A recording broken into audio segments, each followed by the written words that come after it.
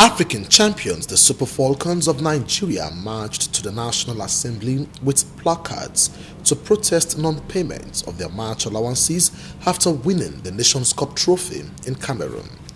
The players who were not allowed into the National Assembly complex due to the expected presentation of the budget by the president displayed various placards, inscriptions to express their anger. Correspondent Onura Animobodo reports that while members of the team refused to speak to journalists, some Nigerians at the scene of the protest called on the federal government to pay the footballers their entitlements. Outside the country, bringing good things to Nigeria, and our government are not doing what it's supposed to do for our people, which is not right. We all are Nigerians, and those girls are not proud.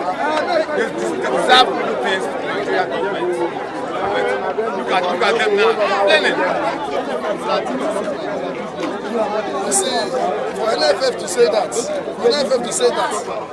to me, if it is a problem of NFF, it's not only because NFF is under government. And I believe government have not done anything. That's why NFF said there is no money. And these guys have gone out there, they made us proud. They made Nigerians proud. All of us here, we are their fans. We watch them, we clap for them, we hail them. Now they are back, no payment. And then if NFF is not getting, they should change the government of NFF. And make sure that our children earn something. If they are tomorrow being in a situation whereby Nigeria will be a national business for us to say that our men are nothing for them. So now, let Nigeria, we are pleading on behalf of them. Let Nigeria do something about it. So that if the whole world see it, it will be a national business for us. Thank you. You know, it's a painful thing. You know, even when we see these children, how you do this, I'm not happy at all. Because these children are trying for our country, not today, not one, not two. Just count the number of cups they have bringing. So it's a painful thing. I think I should share my tears right now. Please, I'm pleading to the government, to come to their heads, to pay them their money, so that this country can move forward. Because it's so.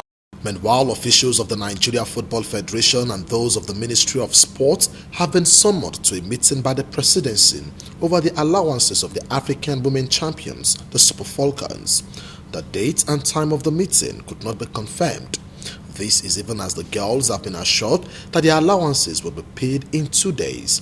The Super Falcons, who are taking their protest to Aso Rock Gate over their unpaid allowances, were addressed by the Chief of Staff to President Muhammadu Buhari, Abba Kyari. Former Super Eagles skipper Joseph Yobo has expressed his sadness over the poor treatment meted on players of the Super Falcons since they returned from the 2016 Nations Cup in Cameroon. Since returning from the tournament, the Falcons are yet to be paid their outstanding allowances by the cash-strapped Nigeria Football Federation and have not been hosted nor rewarded by the federal government.